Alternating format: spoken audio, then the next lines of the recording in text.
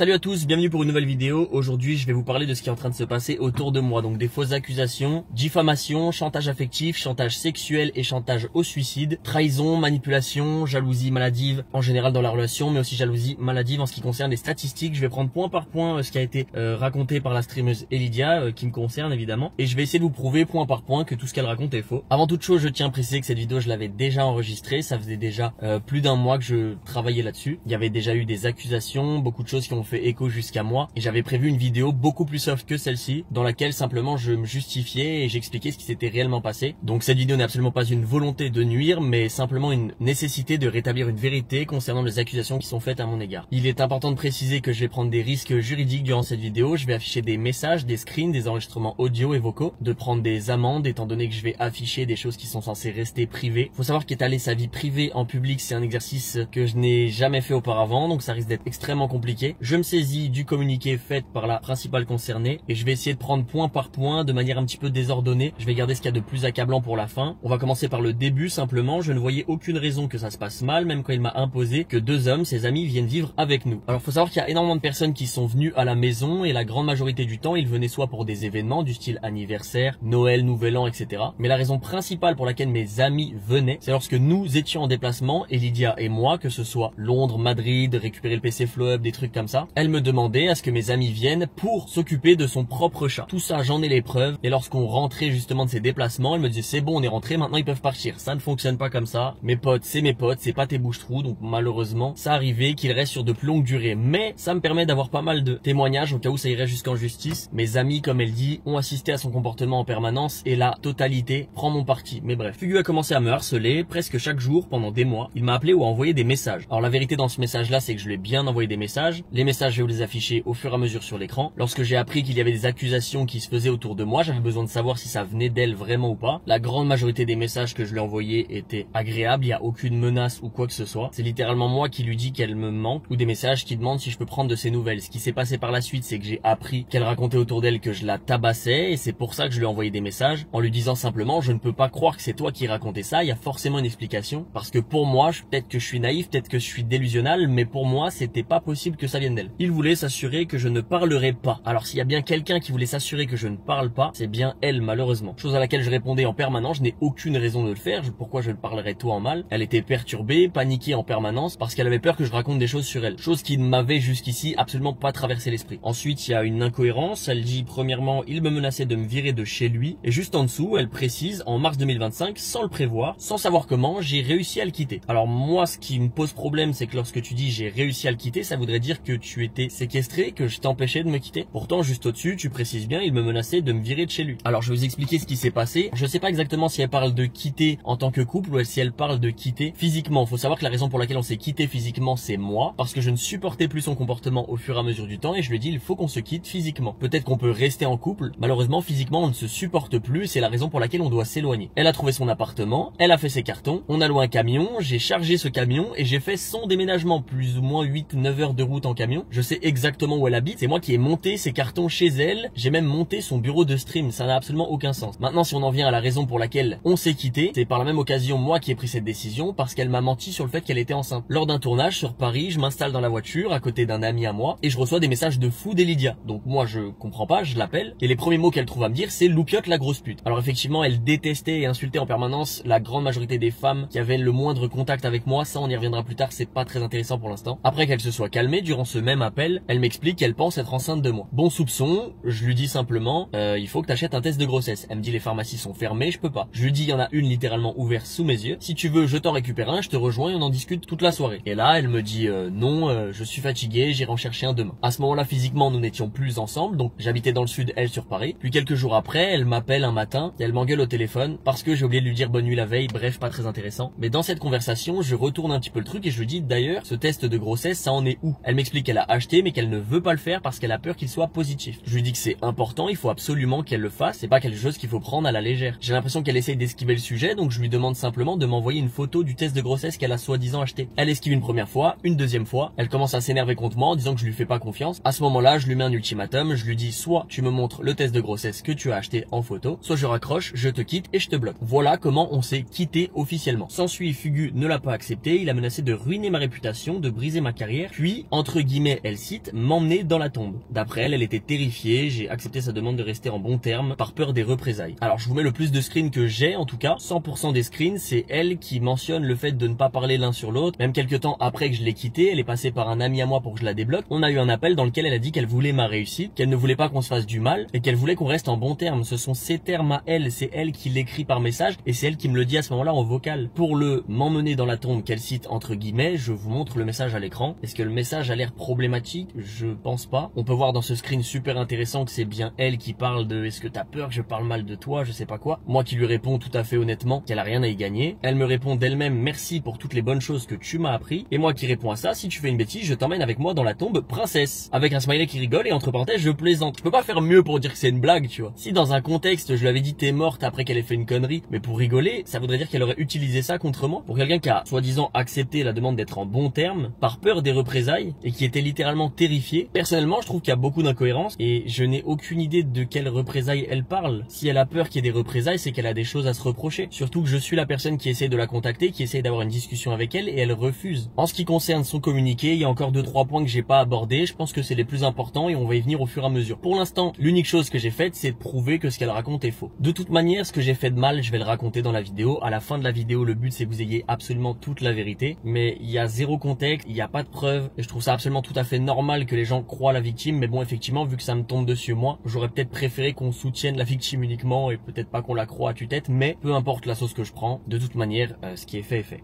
Avant de parler de la fameuse jalousie professionnelle brutale dont elle parle, je tiens à me préciser que ça fait un petit moment que je me suis entouré d'avocats et c'est un point qui pour moi est extrêmement important et je vais vous expliquer tout simplement pourquoi. Avant ce communiqué, il y a eu d'autres accusations qui ont été faites à mon égard, des accusations encore une fois sans preuve de personnes que je ne connais pas. On m'a accusé notamment d'avoir tabassé plusieurs femmes au pluriel. Certains tweets parlent de viol, d'autres de pédophilie. On est sur des accusations qui sont extrêmement graves et c'est des choses à absolument pas prendre à la légère. Mais certains tweets ont retenu mon attention un petit peu plus que d'autres. Ce sont des tweets qui parlaient de mon ex-copine avant Elidia. Cette copine, pour les besoins de la vidéo et pour aider son anonymat au mieux que je peux, on va l'appeler M. M est une fille avec laquelle j'ai passé plus ou moins 2 ans de ma vie. Comme je vous l'ai dit, certains tweets mentionnaient M, son pseudo directement, ou bien parlaient d'une ex-copine que j'aurais pu frapper avant même Elidia. Ces accusations me paraissent étranges, et comme je vous l'ai expliqué, je suis encore dans le déni, j'arrive pas à croire qu'Elidia ait pu raconter des choses pareilles sur moi. Après les conversations qu'on a eues, je n'avais plus le contact de M, donc je demande à un ami à moi qu'on a en commun d'essayer d'aller prendre des informations sur M et savoir si c'est bien elle qui véhiculait des fausses rumeurs à mon propos. M lui explique que non, les rumeurs ne viennent pas d'elle. Elle est curieuse, elle veut savoir ce qui se passe exactement. Je lui raconte ma version des choses, littéralement ce que je suis en train de vous raconter du début à la fin. C'est littéralement la version que je lui ai donnée à ce moment-là. J'ai la réponse à ma question, c'est pas elle qui véhicule quoi que ce soit sur moi. Étant donné que j'ai pas eu 50 copines, je commence à me douter que ça vient d'Elidia. Mais j'en ai pas la preuve. Tout ce que je sais, c'est qu'il y a des répercussions de la Carmine Corp, de mon agence Prodigy Agency, plus ou moins toutes les OP avec qui je bosse, des gens qui m'unfollow, etc. Donc je me fais mon avis, mais même comme ça, j'arrive pas à y croire. À ce moment-là, M recontacte mon ami et on m'explique que finalement, Elidia avait bien contacté M quelques jours avant qu'on ait notre première conversation. Elle me confirme qu'Elidia lui a dit que je l'avais tabassé. Elle explique aussi qu'Elidia lui a demandé de témoigner contre moi au cas où je prendrais la parole. Elle lui explique aussi que la raison pour laquelle elle prend mon parti, c'est parce qu'elle a remarqué énormément d'incohérences entre le discours d'Elidia et le mien. Il faut savoir que j'ai donné ma version sans savoir qu'Elidia lui avait parlé au préalable. M, à ce moment-là, est l'unique personne qui a les 2 versions des 2 principaux concernés. Elle se rend bien compte que dans le discours d'Elidia, il y a énormément de problèmes et d'incohérences. C'est la raison pour laquelle elle a pris la décision de venir m'en parler. Voici encore une fois un récapitulatif dont elles ont parlé durant cet appel d'environ 2 heures. Faut savoir qu'en écoutant les vocaux au début, j'avais envie de vomir parce qu'on entend bien par sa voix, par les surnoms qu'elle lui donne, qu'elle essaye de la manipuler et de la monter contre moi et ça m'a tué. Je me suis dit, si par exemple M ce jour-là avait décidé de me détruire, elle aurait pu simplement dire publiquement que je l'avais tabassé et en fait je peux faire quoi? Comment je me défends face à ça? Là j'essaie tant bien que mal de prouver que c'est faux, ça risque d'être compliqué mais j'ai énormément de preuves et j'espère que ça va suffire. Parlons des incohérences par rapport à ce que Elidia a raconté à M. Dans cet appel, Elidia mentionne le fait que des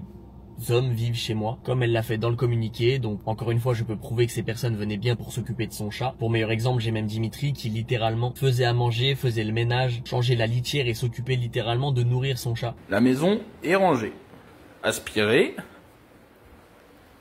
linge plié Ensuite, durant ce même vocal, Elidia trouve ça étrange que ma mère la détestait, alors que soi-disant, d'après elle, elle allait même la voir à l'hôpital. Alors évidemment, M trouve l'incohérence à partir du moment où ma mère est absolument adorable avec tout le monde, et j'ai littéralement le témoignage de mes propres parents pour prouver qu'elle n'est jamais venue voir ma mère à l'hôpital. Ça n'a aucun sens. Ma mère a frôlé la mort, et lorsqu'elle était dans le coma à l'hôpital, on m'a refusé les visites. En tout cas, mon père m'a dit de ne pas venir, et quelques jours après qu'elle se soit réveillée, c'est là où je lui ai rendu visite avec mon père, mais Elidia n'est jamais venue, et c'est là où je me dis c'est fou quand même de mentir sur absolument tout. Littéralement tous les points que j'ai pris un par un depuis le début sont des mensonges, et je trouve ça ouf de se permettre de mentir sur des trucs comme ça. Si son but c'était de se mettre M dans la poche pour la manipuler et qu'elle témoigne contre moi, j'ai bien compris ça. Alors elle lui a aussi parlé de loyer, j'avoue que je vois pas ce que ça a à faire avec la conversation. Oui, lorsqu'on a emménagé à deux, elle payait la moitié du loyer, ce qui est tout à fait normal. Par contre, pendant les 6, 7, 8 mois où on a vécu ensemble à côté de Dijon, c'était chez moi, elle vivait chez moi, je payais les courses, les transports, le loyer, l'eau, l'électricité. C'est moi qui faisais à manger, je m'occupais d'absolument tout et elle a jamais versé un seul centime. Je sais pas si j'aurai la foi pour le montage, mais si vous voulez mes quittances de loyer ou des relevés de compte, n'hésitez pas, je vous les mets en description, en commentaire, j'en sais rien. M comprend bien qu'elle est en train de se faire manipuler, elle trouve que c'est absolument pas normal pour les réelles victimes de violences conjugales. Être capable de demander à quelqu'un de témoigner, c'est quelque chose d'extrêmement grave. Je vous dis la vérité, je pense qu'elle a eu de la pitié pour moi. Moi en l'occurrence, j'avais absolument pas de preuve de ce qu'elle me racontait jusqu'ici. Évidemment que je la crois, car elle cite des choses qui se sont passées durant ma relation avec Elidia, donc je ne peux que la croire, mais tout de même j'aurais eu besoin de cette preuve. Et c'est là où mon ami a cette idée, et il demande à M de recontacter Elidia et cette fois-ci d'enregistrer pour voir ses propos. C'était nécessaire pour moi car j'avais besoin d'entendre sa voix, écouter l'émotion, essayer de comprendre le but qu'elle avait derrière la tête. Je pense honnêtement que je suis complètement con hein, parce que même à ce moment-là j'avais encore des doutes et j'arrivais pas à croire que c'est possible. Tu peux pas quitter quelqu'un, dire que t'es en bon terme, le supplier en permanence, ne parle pas de mal en moi, viens on se fait la promesse, blablabla blablabla, et après dans le dos envoyer des rumeurs de fou sur les gens, je trouve c'est trop. Du coup mon ami propose à M d'enregistrer Elidia. Alors en ce qui concerne ces enregistrements, il faut savoir que M appelle Elidia et Elidia à ce moment-là est en compagnie de Soriane, que l'enregistrement vocal dure un peu plus d'1 heure et dans cet enregistrement vocal, Soriane précise que même elle a envie de dire que je l'ai frappé.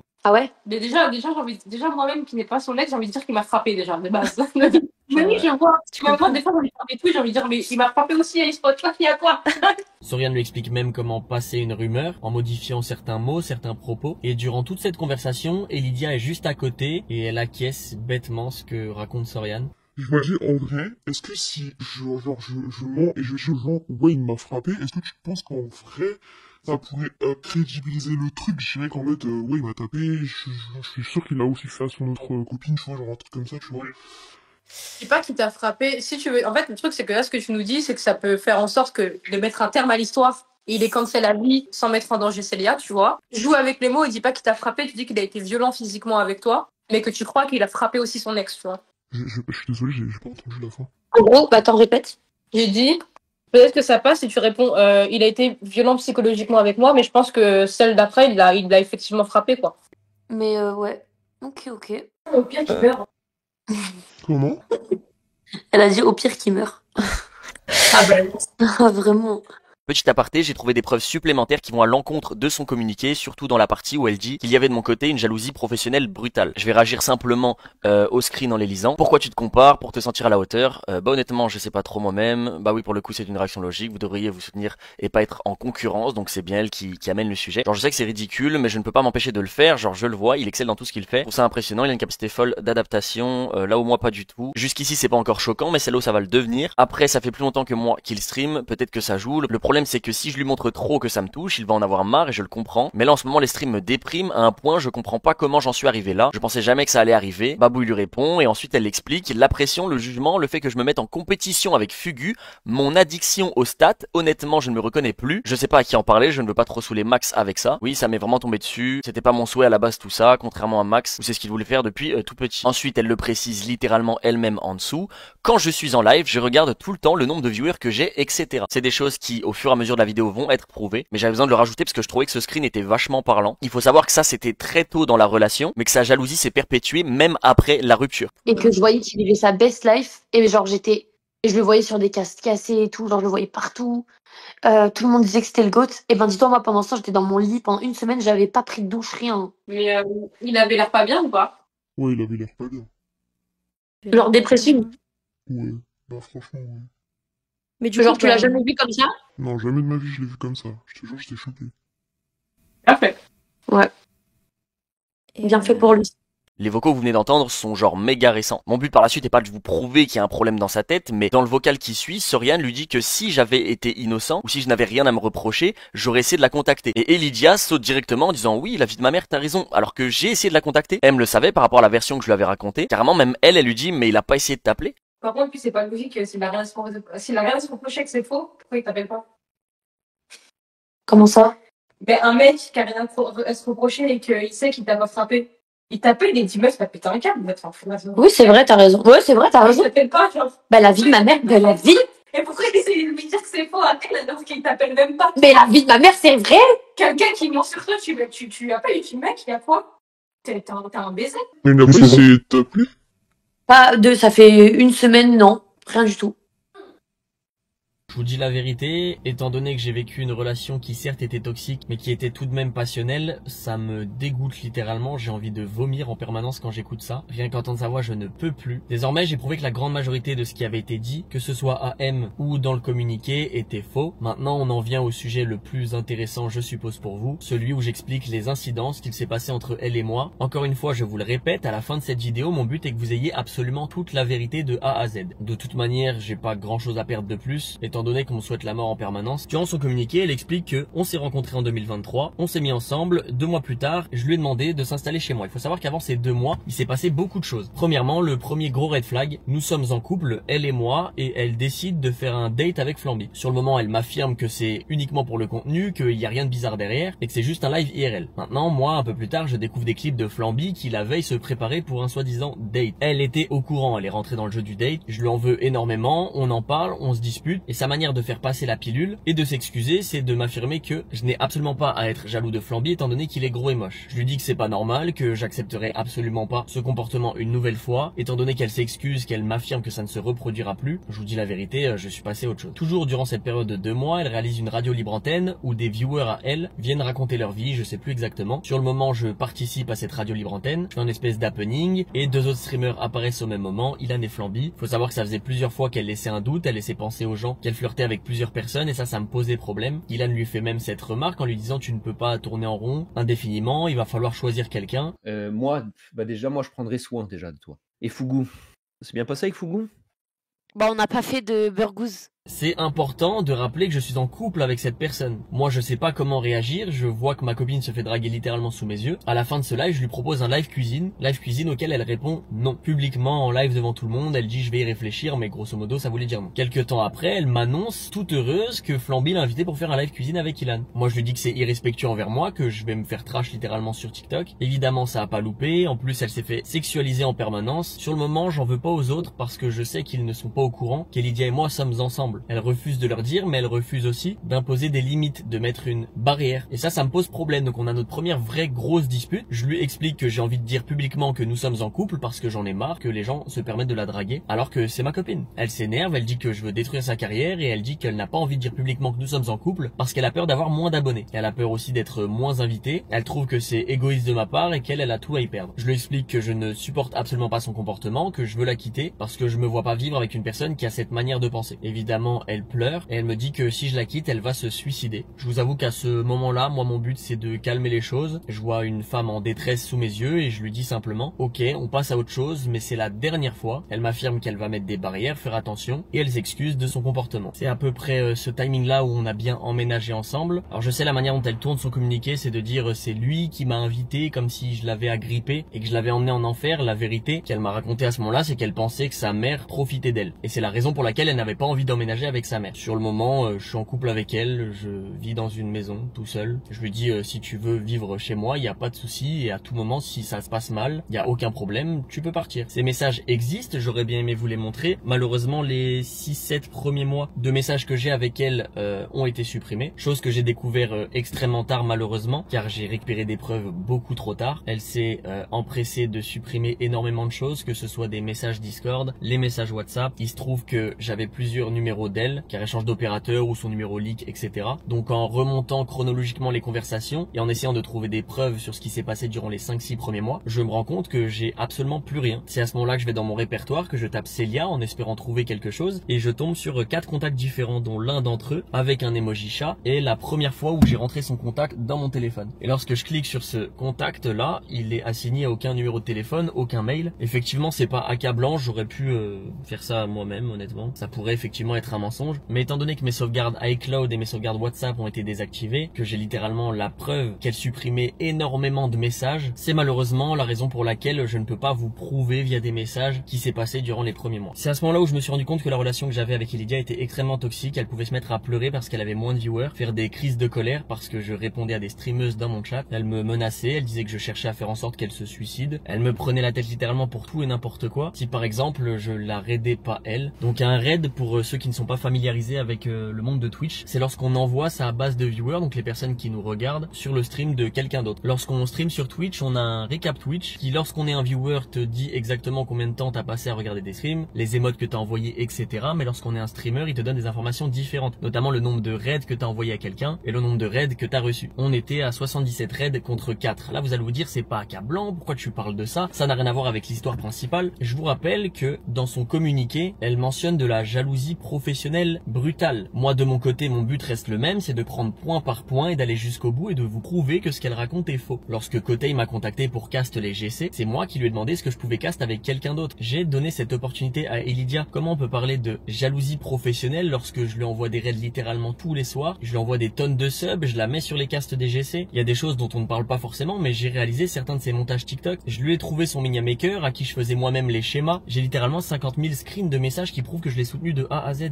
Et ce qu'il y a d'extrêmement grave et de bien plus accablant, c'est notamment ce qu'il s'est passé à Madrid. Je suis invité par Riot Games pour cast les VCT de Valorant en Espagne. Je n'ai pas seulement les droits sur la watch party, mais aussi sur le show match qui se déroule sur scène. Si je dis pas de bêtises, c'est 4 jours de cast. Le 3e jour, c'est le show match, donc la veille de la finale. Au début, je suis invité, mais pas elle, donc j'envoie un message à mon agent et je lui demande est-ce que Elydia va être invitée. Elle est extrêmement jalouse. Elle comprend pas pourquoi c'est moi qui ai invité alors qu'elle stream du Valorant depuis plus longtemps. Je lui explique que c'est sûrement parce qu'elle a dû faire des streams IRL récemment avec d'autres personnes qui n'ont rien à voir avec Valorant, que je poste notamment du Valorant sur YouTube et sur TikTok quasiment tous les jours. Je lui explique que de toute manière, si elle n'est pas invitée, je n'irai pas et ils seront forcés de l'inviter. Finalement, elle est bien invitée, on se retrouve elle et moi pour aller cast les VCT de Madrid. Je rappelle encore une fois, c'est mon cast. On parle toujours de jalousie professionnelle brutale, pourtant je la mets en évidence sur tous les casts, du premier jusqu'au dernier, jusqu'à la dernière seconde. Je l'ai invité, je l'ai mise en avant en lui disant on va faire tous les casts toi et moi. Je précise que durant ce voyage, on a eu un +1 qui était mon monteur YouTube qui était censé record une vidéo pour le vlog qui n'est jamais sorti dû au comportement exécrable d'Elydia en permanence. C'est là où ça a été extrêmement dur. Mon monteur en a été témoin. Elle faisait notamment du chantage affectif en me demandant de lui laisser les casts sur sa chaîne Twitch à elle. Étant donné que le premier jour avait fait à peu près 10, 15, 20 000 viewers, le soir même elle m'a fait une crise, elle m'a dit que c'était injuste et elle m'a fait du chantage affectif sous les yeux de mon monteur qui nous avait accompagnés à ce moment-là. Deuxième jour, encore une fois, d'énormes statistiques. Malheureusement, ce qui aurait dû être probablement les plus beaux jours de ma vie se sont transformés en quelque chose d'extrêmement désagréable quand le soir de la veille avant le show match, elle a décidé de transformer ce chantage affectif en chantage sexuel. Évidemment, c'est quelque chose d'extrêmement difficile à prouver, mais je vais essayer de vous le prouver. Premièrement, avec un screen de message dans lequel je le mentionne. Je pense que ça n'a aucun sens de mentionner ça dans une conversation sans aucun contexte. C'est quelque chose qu'elle avait l'habitude de faire. Et ce soir-là, je lui ai bien fait comprendre quelque chose, c'est que le problème, c'était pas qu'elle veuille récupérer les casts ou quoi que ce soit, c'était de vouloir utiliser son corps pour justement arriver à ses fins. Et je trouvais ça extrêmement déplacé. Je le dis à plusieurs fois non, que j'étais pas d'accord avec ça. Moi, je suis pour soutenir les victimes, pour les soutenir à parler et dire la vérité. Sachez que pour un garçon, c'est extrêmement honteux de raconter toutes ces choses, donc je vais pas mentionner un viol pour autant ou quoi que ce soit. Je préfère simplement vous dire la vérité, ce qu'il s'est passé, et je vous laisserai vous-même faire votre propre avis. Si vous avez bien suivi le déroulé de l'histoire et que vous étiez là le jour J, le cast à Madrid a bien eu lieu sur la chaîne d'Elydia. Je suis allé moi-même demander à Kael, la personne qui bosse avec Riot Games, est-ce que c'était possible, étant donné que je faisais le show match sur scène, de mettre le cast sur la chaîne d'Elydia. Je me suis servi de ça comme excuse. Kael m'a dit qu'il allait voir avec Riot, puis il est revenu en me précisant que c'était ok. Je suis allé l'annoncer à Elydia et elle a bien eu le cast sur sa chaîne. Peut-être que pour certaines personnes c'est pas accablant et c'est pas suffisant, mais mettez-vous à ma place 5 minutes, c'est le show match dans lequel je joue, c'est une opportunité de fou de faire des statistiques de malade, on parle de 20, 25, 30 000 viewers, et j'aurais de ma propre volonté décidé de donner le cast à Elydia sans aucune raison derrière. J'ai absolument pas besoin de m'étaler plus longtemps que ça sur le sujet. Ce qui s'est passé le dernier jour, c'est que j'ai lancé le cast sur ma chaîne, elle m'a dit qu'elle ne participerait pas si je ne lui lui laissais pas cast la finale. Évidemment, j'étais remonté à bloc contre son comportement, donc j'ai quand même lancé le cast sur ma chaîne et elle est tout de même venue cast avec moi. Et oui, en stream on a menti, on a fait semblant que tout se passait bien. Durant ces timings là, j'ai subi une première fatigue chronique, j'ai fait une prise de sang, j'ai pris rendez-vous chez le médecin, il m'a expliqué qu'il y avait quelque chose dans ma vie qui me prenait énormément d'énergie. Je ne savais pas ce qu'était une fatigue chronique, mais il m'a expliqué que mon corps demandait à ce que je lui rende son temps de sommeil. Donc pour ceux qui m'ont suivi durant cette période, ils savent que c'est vrai. Pendant plusieurs mois, Elidia m'empêchait de stream aux horaires que je m'imposais, qui étaient généralement 17, 18, 19 heures au plus tard, et je me retrouvais à lancer après 20 heures. Elle, ça la dérangeait pas parce qu'elle streamait tard et elle se réveillait tard. Moi, en l'occurrence, j'essayais de me lever tôt parce que je faisais mes propres montages et mes propres TikTok pendant une longue période. J'étais constamment fatigué. Effectivement, elle voulait passer du temps avec moi, donc c'est des choses que je lui ai jamais reproché. Mais j'en parle parce que par la suite, au-delà d'une fatigue chronique, j'ai subi un stress chronique qui m'a fait perdre énormément de cheveux. C'est extrêmement honteux. J'ai consulté avec un spécialiste qui m'a expliqué qu'une alopécie diffusée de la sorte venait très fortement d'un stress. C'est la raison pour laquelle j'ai fait une greffe et de toute manière, il suffit de regarder ma tête sur mes premières vidéos jusqu'à aujourd'hui. On voit bien que physiquement, je me suis dégradé. Venons-en à l'incident qui est le plus important, je pense. 3 juillet, des amis à moi viennent pour fêter mon anniversaire. 2 d'entre eux restent un petit peu plus longtemps, probablement pour s'occuper du chat ou je ne sais quoi. Durant ce timing, je dirais que début août, elle reçoit un message de la part de Dash qui concerne le The Event. Elle m'annonce qu'elle est invitée pour participer au The Event. Je suis fier d'elle, je suis content pour elle. Je vois que de mon côté, j'ai pas reçu d'invitation et je me dis c'est un peu dommage. Peut-être que je vais en recevoir une plus tard. Quelques jours après, elle reçoit le Discord officiel qui annonce les personnes qui ont été invitées pour ce The Event. Elle me fait la remarque en me disant que Ilan, Flamby, etc. ne sont pas invités non plus. Chose qu'elle trouve elle-même bizarre étant donné que la grande majorité du temps, les gens sont invités par groupe, que ce soit Kameto avec ses amis, que ce soit Tommy, Gotaga ou Zerator avec la team du lundi et ses collègues. Tout le monde est invité par petits groupes. Elle, en l'occurrence, à ce moment précis, elle ne connaît que quelques personnes, mais de nom sans plus. Elle n'a absolument aucune affinité. Je lui dis que c'est probablement une bonne excuse pour demander à Dash de m'inviter, étant donné tout ce que j'ai pu lui apporter précédemment, que ce soit le cast avec les GC, tout ce qui s'est passé à Madrid, où je l'ai mise en avant en permanence, je lui ai même donné un cast sur sa propre chaîne Twitch, le fait que je l'aide, que je l'arrête, que je la mette en avant absolument tout le temps. Moi, personnellement, je suis trop content de faire du contenu avec elle, que ce soit sur YouTube ou TikTok, on s'entend bien, on rigole, on se vanne, et je suis persuadé que je dois avoir des messages où elle le dit elle-même que je lui ai apporté énormément dans sa vie. Donc sur le moment, je ne me sens pas bizarre de lui dire que j'aimerais bien qu'elle tente de m'inviter en envoyant un message à Dash. Au début, elle me dit qu'elle va le faire. Au bout d'une semaine, je relance le sujet sur la table, je lui demande est-ce qu'elle l'a fait. Elle me répond de manière un petit peu agressive en me disant c'est pas ma faute si t'es pas invité. Et j'essaye de lui faire comprendre à ce moment-là que le problème c'est pas que je sois invité ou pas. En l'occurrence, je vais pas en vouloir à Dash ou à Zerator de m'avoir invité. À ce moment-là, il y a plein d'autres personnes qui sont pas invitées. Mais c'est vrai que je lui en voudrais à elle de pas tenter parce que je sais que moi, à sa place, je l'aurais fait. Je me suis dit aussi que ça avait du sens. Elle est toute seule, elle peut simplement dire bah je connais pas grand monde pour ce The Event, est-ce que ça dérange si je suis accompagné de quelqu'un? Par la même occasion, durant les mêmes timings, j'ai un ami à moi qui est à la maison qui s'appelle Dimitri, qui lui envoie aussi un message sur Discord et qui n'a absolument jamais eu de réponse. Le fait qu'elle ne réponde pas, que ce soit même un oui ou un non, ça m'a juste confirmé sa manière d'absolument tout vouloir pour elle et rien pour moi, et je me suis senti trahi de fou. Et ce qui m'a vraiment fait de la peine, encore une fois je le répète, c'est que moi je sais pertinemment que à sa place, j'aurais essayé, il y a absolument rien à perdre. Effectivement, je la relance une dernière fois et j'essaye de lui faire comprendre que c'est important pour moi. Elle me dit j'y suis pour rien, t'inquiète pas, tu seras invité à la prochaine édition. Moi ça me fait bien comprendre qu'elle compte absolument rien faire et qu'elle se rassure en disant ouais l'année prochaine on le fera peut-être ensemble. Moi ce que je veux c'est pas le faire l'année prochaine, c'était le faire avec elle, c'était partager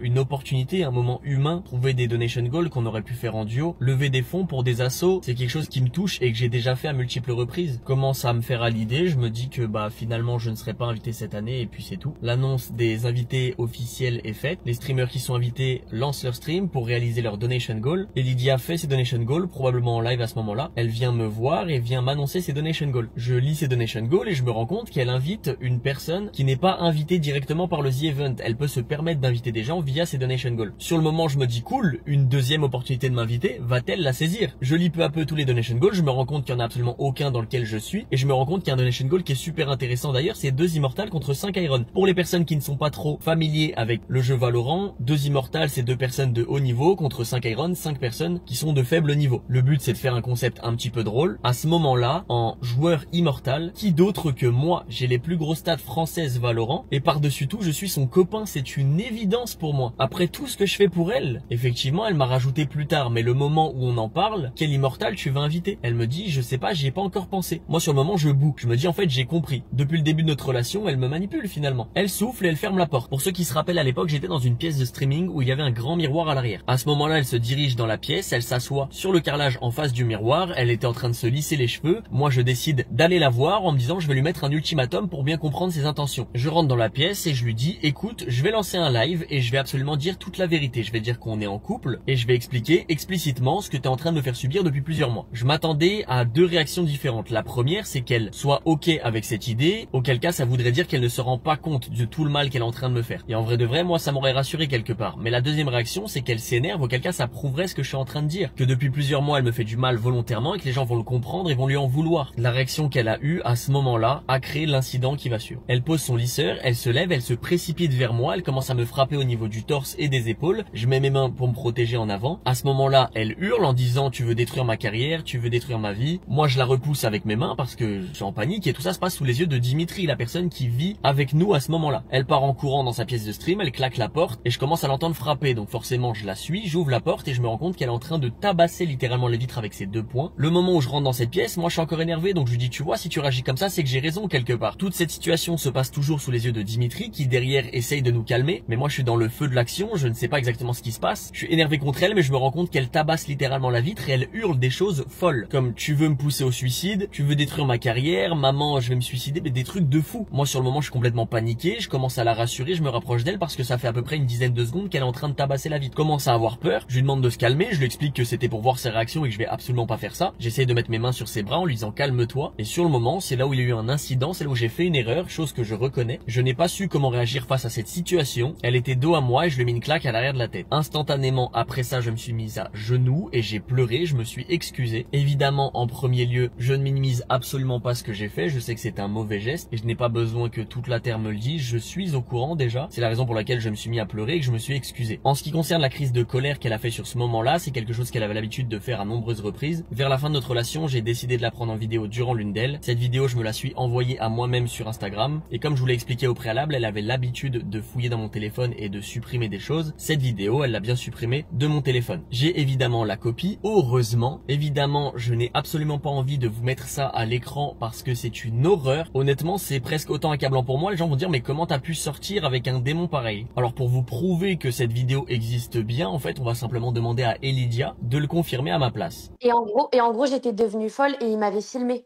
Et du coup, j'étais allée sur son tel pour la supprimer. Ouais, ouais. Et du coup, j'étais devenue complètement folle et genre, je hurlais. Je disais, j'en peux plus, j'en peux plus, j'en peux Ouais, plus. ma pauvre. Donc, je pense qu'il parlait de cette vidéo. Et parce qu'en fait, j'étais devenue complètement hystérique. Ouais, bah ouais. Attends, mais comment il a la vidéo si je l'ai supprimée de son tel? Je sais pas, supprimé récemment? Moi, j'ai tout supprimé, gros. Même récemment? Ouais. Je te coupe. Mais la vidéo, pour moi, c'est la vidéo où tu deviens folle en mode tu peux. Mais ça veut dire qu'il l'avait enregistré quelque part. Tu peux juste un câble devant un miroir parce qu'il te rend folle. Mais gros, je hurle de baiser, hein. Mais je pourrais toujours dire qu'il m'avait. Tu disais quoi? Je hurlais. Je hurlais, gros.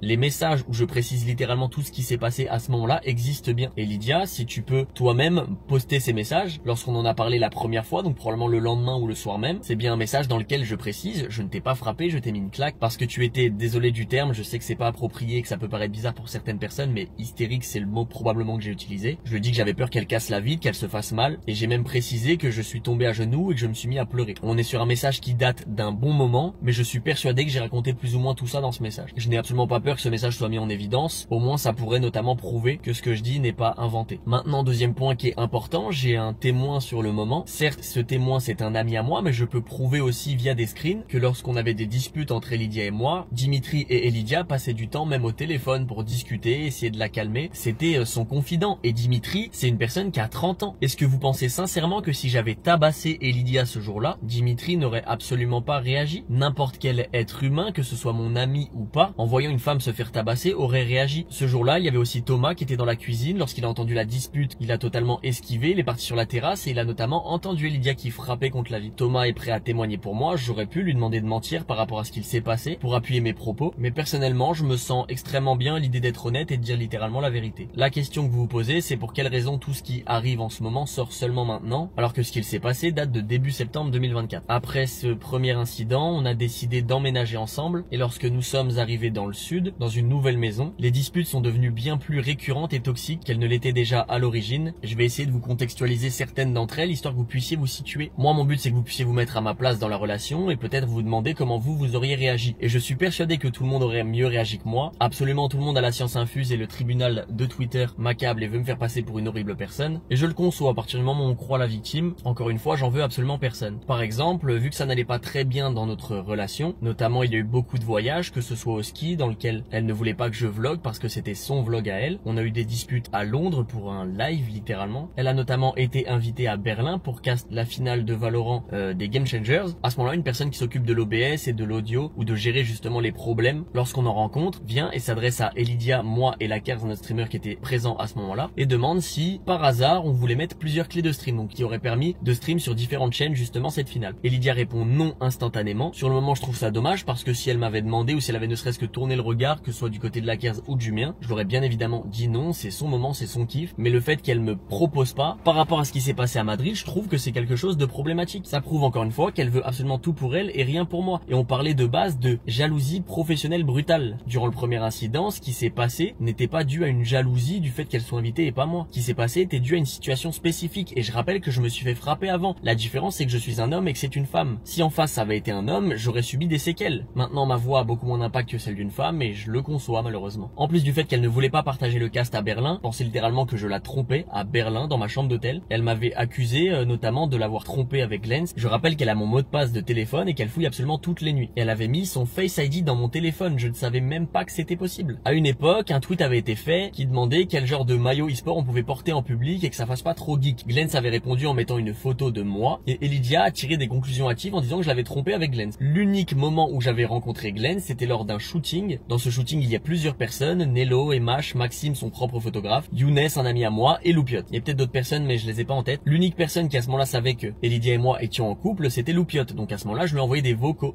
J'ai un souci avec Célia. Tu te souviens le shooting qu'on avait fait avec la Carmine Corp? Depuis, il y a Glens, qui est la joueuse, la blonde avec qui tu as dû parler, je suppose, qui tweet pas mal sur moi. Et là, en l'occurrence, récemment, encore un tweet. Je sais pas si tu l'avais passé sur Twitter, mais du coup, Célia me reproche. Vas-y, à plus, ciao, ciao. Excuse-moi. Et du coup, Célia est persuadée qu'il s'est passé quelque chose avec Glens sur le shooting. Alors que je lui assure que je ne lui ai même pas parlé. Honnêtement, je te dis la vérité, tu étais là et tu pourras lui affirmer. Je ne lui ai pas parlé du tout. Je lui dis bonjour à l'aller et au revoir. Et c'est tout, quoi. Et là, elle se monte la tête, elle m'a appelé en disant que c'était fini, etc. Et moi, ça me brise le cœur. Je suis amoureuse. Je sais pas sur qui compter pour m'aider, malheureusement. J'ai mon pote qui était là sur place l'autre fois. Il a pu lui expliquer qu'il s'était rien passé, mais elle peut pas lui faire confiance parce que c'est mon pote. Du coup, j'ai besoin de quelqu'un pour me sauver. Si tu peux, je suis vraiment désolé de te demander ça, mais si tu peux juste soit lui envoyer un petit message, soit l'appeler, soit lui expliquer parce qu'elle veut pas me croire moi et je sais pas comment faire honnêtement. Je suis vraiment désolé de te demander ça. Je sais que ça peut paraître absurde et tout. J'espère que tu comprendras, mais je sais pas pourquoi elle est persuadée que depuis ce jour-là, il se passe quelque chose entre Glens et moi. Je ne lui parle pas, je ne la mentionne pas. J'ai répondu une fois à un tweet où elle avait parlé de moi, c'est tout. Genre, mais rien de spécial, rien de bizarre, tu vois.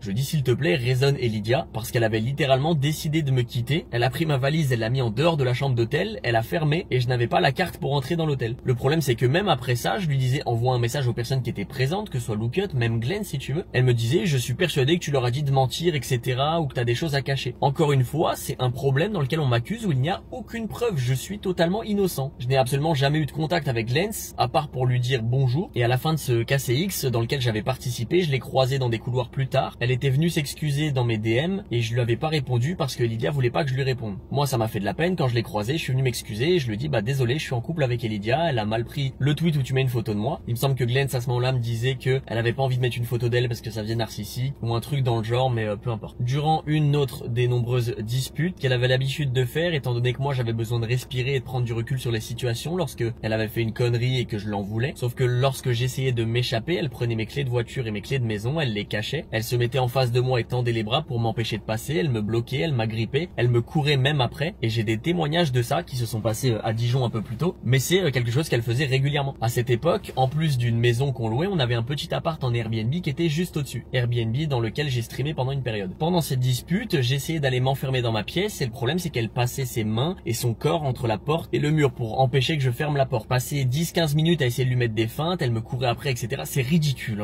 Vraiment, j'ai trop honte de sa mère, c'est trop ridicule. À un moment, j'arrive à fermer la porte et je lui demande de me laisser tranquille, j'ai besoin de respirer et de passer à autre chose. Elle force pour tirer la porte de son côté, je lâche la poignée et je passe par la fenêtre, littéralement. Je monte à l'appartement au-dessus, je ferme ma clé derrière moi parce que j'avais les clés de l'appartement mais pas de la maison qu'elle avait volée. Je me pose en haut sur le matelas, dites-vous il est peut-être 2-3 heures du matin. Je dormais pas en haut dans l'appartement donc il y avait pas de drap, mais j'avais besoin de m'allonger pour respirer un petit peu. Au fur et à mesure j'entends du bruit, elle toque et elle trouve une manière de rentrer. Elle était rentrée en passant par le toit et elle était littéralement passée par la fenêtre. Pour ceux qui s'en rappellent encore une fois, j'ai streamé dans un appartement pendant un petit moment et la raison pour laquelle la fenêtre à ma droite était ouverte, c'est parce que j'avais le câble Ethernet de la maison d'en dessous qui passait par cette fenêtre pour donner justement du réseau à l'appartement au-dessus. C'est par là qu'elle est passée, elle est venue continuer sa crise et c'est à ce moment-là que je lui dis je te déteste, je veux te quitter, tu agis comme une merde, j'ai dit des trucs méchants, j'en suis persuadé, mais mon but c'était de la quitter à ce moment-là. Je ne la supportais plus et je la détestais. Son comportement en général, c'était plus possible pour moi, je suis trop vieux pour ces conneries. À ce moment-là, elle a mal pris, elle a pris son téléphone et elle me l'a jeté dessus de toutes ses forces. Encore une fois, c'est des choses dont je parlais très peu parce que je sais qu'elle réagissait sur le moment de la colère. Et même si je lui en voulais qu'on en parlait le soir même ou le lendemain, c'est des choses qui, encore une fois, on se pardonnait mutuellement et on s'excusait mutuellement, que ce soit son comportement ou le mien. Donc à aucun moment je lui en ai voulu d'avoir réagi comme ça. C'est là où moi ça me pose problème parce qu'on me fait passer pour quelqu'un qui tabasse les gens. Là où moi je me suis vraiment fait taper, on m'a acheté même un téléphone dessus et à chaque fois c'est vraiment dans un contexte de vouloir faire du mal physiquement. Si en face ça avait été un homme et que j'avais été une femme, ça aurait été encore plus problématique. Et je trouve pas ça normal que c'est censé être plus problématique parce que c'est une femme et que moi je suis un homme et que du coup ma voix ne compte peut-être pas assez. On arrive au dernier incident qui s'est passé entre elle et moi. Cette fois-ci c'était en voiture. Durant le KCX ils ont annoncé KCBS. Kotei a pris contact avec nous. Dans ses messages il nous proposait un contrat de co-caster, moi pour KCBS donc l'équipe masculine et elle allait continuer de s'occuper des GC donc l'équipe féminine. Elle m'explique que j'ai de la chance selon elle parce que les filles sont nulles et ça fait moins de stats donc elle aurait préféré cast KCBS. Honnêtement ça a très mal vieilli parce que les filles sont super fortes. Bref, durant une conversation qu'on a en voiture lorsqu'on rentre de Montpellier, elle m'explique qu'elle aimerait cast KCBS contre JL avec moi. Le premier match où on s'est fait tarter notamment. Sur le moment vous l'avez bien compris, depuis le début elle cherche uniquement mon buzz et je l'ai prouvé à multiples reprises. On est dans un moment de notre relation où on est au plus bas, c'est-à-dire que c'est froid, que la moindre étincelle peut littéralement créer un feu. Je lui explique que je ne vois pas pourquoi je l'inviterais étant donné qu'elle s'occupe des GC désormais. Elle me dit pour commencer que je suis égoïste, moi je lui explique, je suis persuadé que tu veux faire ce match avec moi parce qu'il y aura de l'audience étant donné que c'est JL contre KC et j'affirme ça même en disant tu es assoiffé de sang. Je peux pas inventer ça. C'est vraiment ce que j'ai dit sur le moment parce que c'est ce que ça m'a inspiré. Ambiance totalement morbide dans la voiture, plus aucun bruit, elle éteint même la musique. On arrive au péage en direction de la maison, on passe le péage et le moteur s'éteint une première fois. Je comprends pas, je regarde le tableau de bord, aucun voyant quoi que ce soit, donc je redémarre une deuxième fois, je rappelle que je suis en automatique,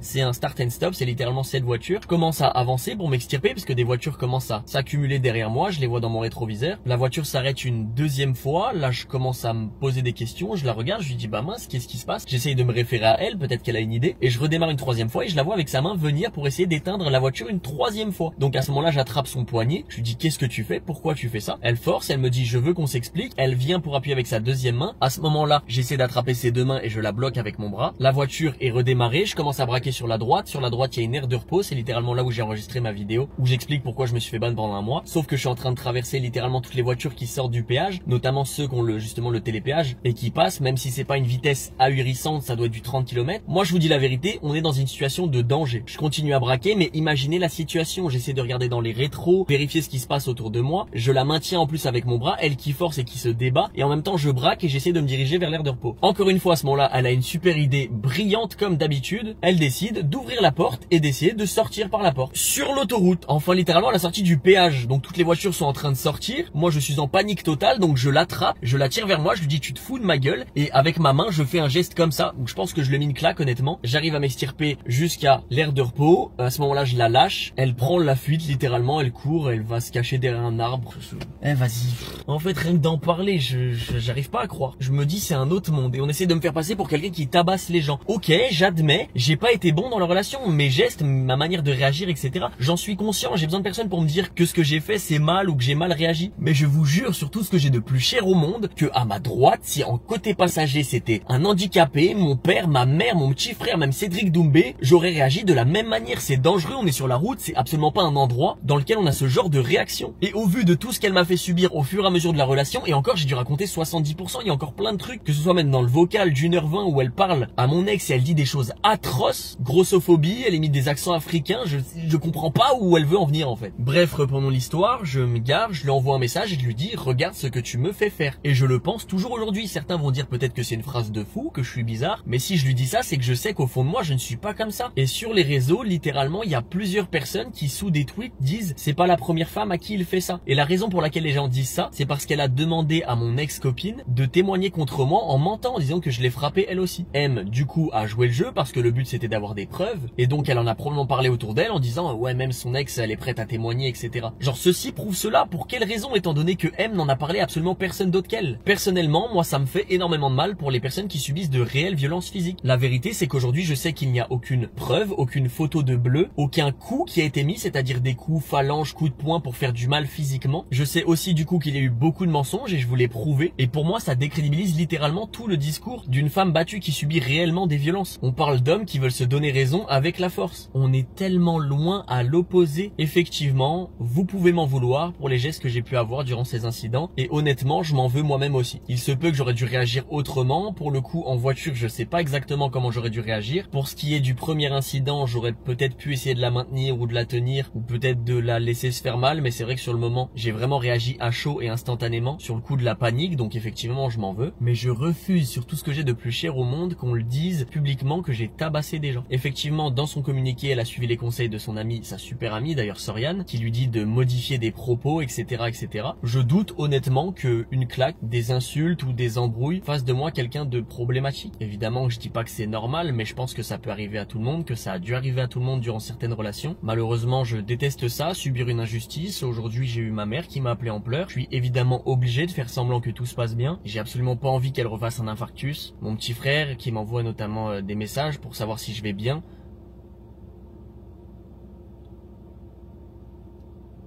Franchement, je vous dis la vérité, j'étais plein de haine, j'avais pas envie de pleurer, je sens que les larmes montent parce que je parle de mon petit frère et que ça me touche énormément. Non, pleure pas, on va dire que t'es une salope, on va dire que tu fais comme Pierre Chabrier. Je pleure pas, mes yeux transpirent uniquement.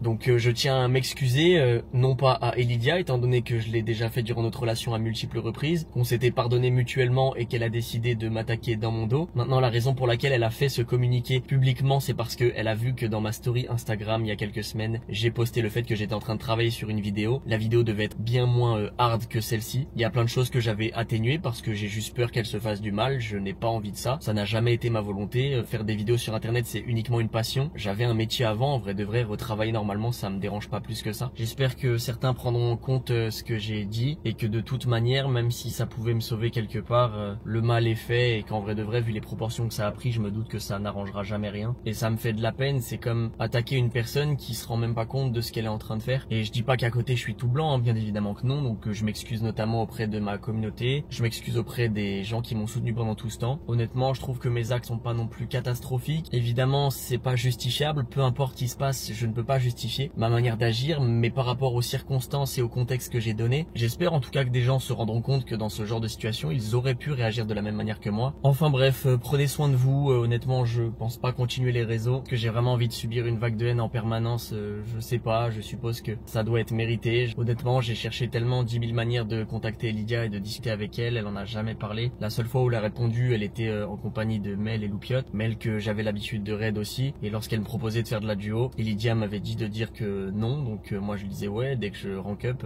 vas-y. Au final je disais non, donc désolé de vous mêler à tout ça. Loupiot aussi en l'occurrence, lorsque tu m'as appelé et que tu m'as demandé pour quelle raison Lydia t'avait unfollow, la vérité c'est pas ce que je t'ai dit, j'ai essayé de te donner la raison la moins problématique pour elle parce que je voulais pas vous ayez d'embrouille toutes les deux, mais l'insulte elle a bien eu lieu, c'est quelque chose de quotidien, c'était pas la première fois qu'elle était jalouse de toi, étant donné que j'avais l'habitude de lui dire que je te trouvais remarquable vis-à-vis de toutes les choses que t'avais pu faire. Ce jour-là, Anis, que t'as rencontré en Thaïlande, était dans la voiture au même moment, il pourra littéralement te confirmer ce qui s'est passé. J'ai essayé d'apporter le plus de screens aussi possible. Évidemment, c'est une relation qui s'est passée dans la vraie vie, on vivait ensemble, donc tous les messages que j'ai essayé de vous montrer, toutes les preuves, que ce soit enregistrement, etc., c'est des choses qui étaient extrêmement dures à avoir. J'espère honnêtement que ce sera suffisant et je m'excuse aussi auprès de la Carmine Corp, ça n'a jamais été une volonté. Lorsque j'en ai parlé à Arthur, j'ai bien précisé ce qui s'était passé des deux côtés. Faut croire qu'elle a pu continuer à cast et moi non. C'est bien eux qui m'ont demandé de faire un tweet et de mentir, donc les gens qui retweetent en disant ceci explique cela, honnêtement si j'avais pu dire la vérité dès le début je l'aurais dit. On m'a conseillé de prendre un avocat et de ne pas en parler ni même d'essayer de contacter Lydia. Je vous dis la vérité, au début j'ai pas pris d'avocat et j'ai essayé de contacter Lydia parce que pour moi c'était une injustice et qu'il y avait forcément un quiproquo, quelque chose qui s'expliquait. Donc je m'excuse auprès de la fanbase Carmine Corp et de tous ceux qui ont pu être déçus de mon comportement en général pour X ou Y raison. J'espère avoir rempli vos bingos pour ceux qui font des paris sur Twitter sur ce que j'aurais pu raconter et je remercie les quelques streamers et quelques viewers qui ont pris la peine de m'envoyer des messages de soutien. Il y a des gens qui prennent la peine d'attendre les deux versions, surtout quand je précise que je vais donner ma version. À la limite, si j'avais rien dit du tout, j'aurais pu comprendre qu'on me lynche. Mais enfin bon, c'est le jeu. Je vous remercie, passez une excellente soirée, journée, ce que vous voulez, une belle vie. Désolé encore si j'ai pu décevoir de nombreuses personnes, c'était Fugu et puis c'est peut-être à la prochaine, je sais pas.